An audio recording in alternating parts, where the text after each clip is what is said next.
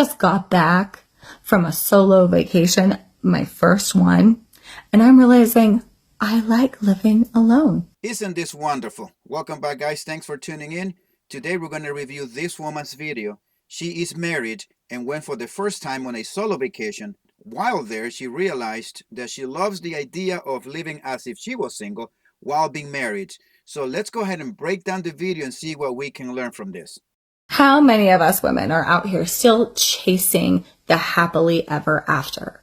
The Prince Charming that's going to swoop in and save the day. I mean, we were sold the idea that if we find the right one, it's in every love song, it's in every rom-com. We were sold the idea that the Prince Charming is coming and that he is going to save us. I am saying all of this as a married woman, a woman that likes her husband. What?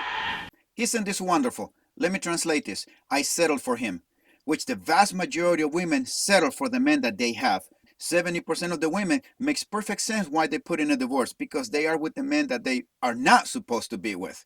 They settled for the men that they had at that time, and the Prince Charming never came. Many of these women, including this one, bought into the Hallmark movies and the fairy tales. But he is a good man, and we have built a really nice life together. But I just got back from a solo vacation, my first one, and I'm realizing I like living alone. I really like it. I also like spending time with him. Beta! Translation: I love the attention and the validation that I received from many men while I was in my solo vacation without having to worry about or looking over my shoulders because my husband wasn't there. So I realize now that I loved spending time with my husband, but I also liked the attention that I received. And therefore, I'm going to be spending more time on more solo vacations because I want to continue to experience that. So I've got myself my own room. That's epic. But I think I might need to get myself my own house eventually and just live there sometimes. And he can visit and I'll come visit him. You know what the funny thing about this video is that I actually met a couple that had the same dynamic as these people. The reason I know this is because one time talking with the man, he asked me to go to his house to help him hang a ceiling fan. While I was there, he said, by the way, is there any way that you can also help me hang one in my wife's room? And I go, what do you mean? What the hell you mean your wife's bathroom? And then he goes, oh yeah, no, she lives in one room and I live in another room. And whenever we want to hook up and get together, we hook up in the spare bedroom, but she doesn't come to mine and I don't go to her room. Well, guess what happened to that couple? They divorced. And this is exactly how this woman's marriage is going to end. No shit! But I think women need to realize that no one's coming. This idea of finding the right one and it equaling a happily ever after. No, you are the Prince Charming. You are the one that's going to save you. You are the happily ever after. Keep telling yourself that, darling. You don't hear women that love their husband talk this way. Only the women that settle for the men that they have talk in this manner, because this is a way for them to cope with the decision that they've made just to make themselves feel better. It's you. It's you doing your life however lights you up the most. You are the magic. You are going to be it.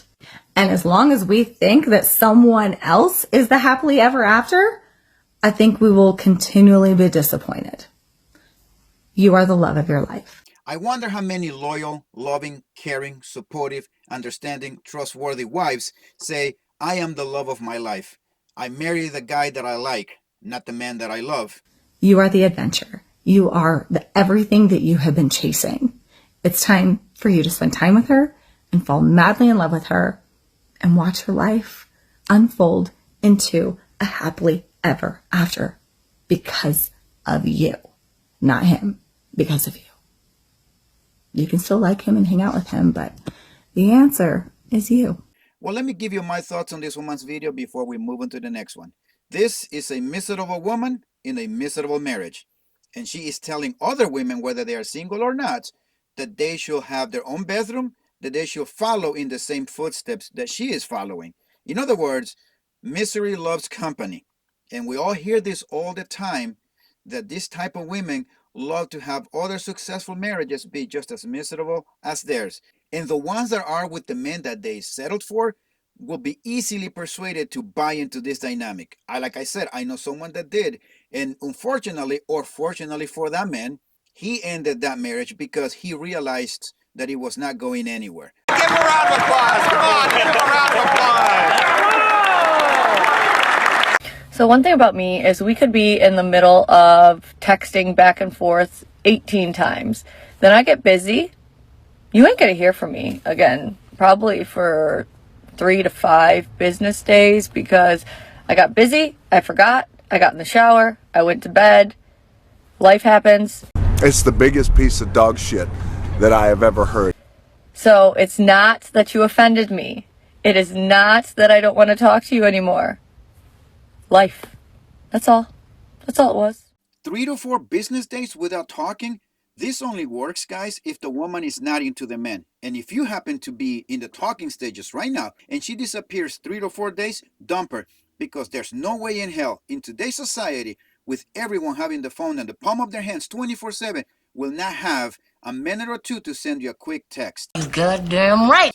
Because if this was the other way around, if the woman was really into you, she will be demanding and expecting you to send her a morning text and an evening text, and while you are on your break, to call her. So don't believe the "I have been busy and I have not had the time to text you," because if you pursue this and you continue and you ignore this, you might end up marrying a woman who settled for you. Then your future wife will one day come and tell you that she wants to have her own bathroom, wants to go on her solo vacations without you, and then you're going to be the statistics of the 70% of women putting in a divorce because they divorced the man that they settled for. So you need to be very vigilant in the women that you're talking to.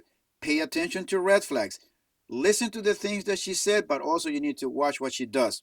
And if she has friends, also pay attention to her friends, because their friends will tell you just about anything that you need to know about the woman, because they have no skin in the game. They will just let her loose. And guys, listen, when you are dating, stop doing the talking. Listen and listen to the woman. I know you like to tell the women everything about yourself, your work, your life, your hobbies, all of that. But you need to just stop, shut up for a minute and let her talk. You are the one doing the damn interview. You are the one who gives out relationship. So it is incumbent upon you to take your damn time. Watch your six at all times, and I'll see you next time.